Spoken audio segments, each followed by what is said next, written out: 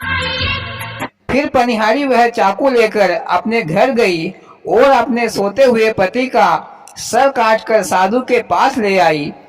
तो साधु ने गुस्से से कहा, जा भाग जा यहाँ से, दोबारा यहाँ मत आना, नहीं तो मैं तुझे मार दूंगा। जब तू अपने पति की नहीं हो सकी तो मेरी क्या होगी। इधर पनिहारी फूट फूट कर रोने लगी और सोचने लगी, जिसके खातिर मैंने अपने पति को मार दिया वही मुझे धक्के मारकर भगा रहा है। फिर पनिहारी अपने पति का सर लेकर वापस घर आ गई और अपने पति का सर वापस चिपका दिया और सो गई। लेकिन ये सारी घटना राजकुमार ने देख ली।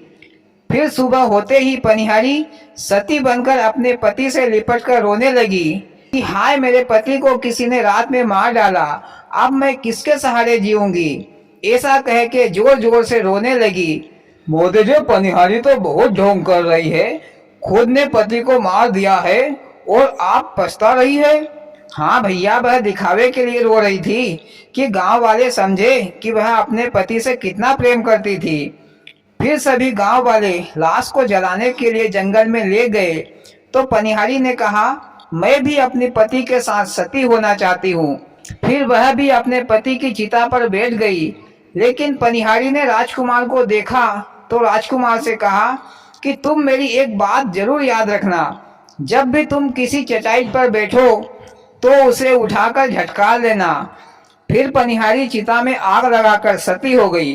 फिर इधर दूसरे दिन राजकुमार रात में कुंडल पहनकर जंगल में गया तो राजकुमार ने देखा कि उसकी दोनों पत्नियां भोजन लेकर साधु की कुटिया की ओर जा रही थी।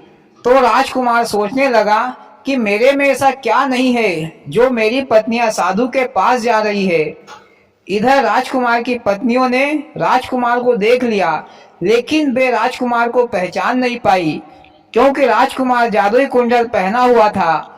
फिर उन पत्नियों ने कहा कि लड़के चलो हमारे साथ साधु के दर्शन कर लेना। फिर वे तीनों साधु की कुटिया पर गए तो राजकुमार की पत्नियों ने साधु से कहा कि स्वामी, हमें एक राहगीर दिख गया था तो हम उसे यहाँ ले आई है। इधर साधु ने राजकुमार को पहचान लिया कि ये तो राजकुमार है।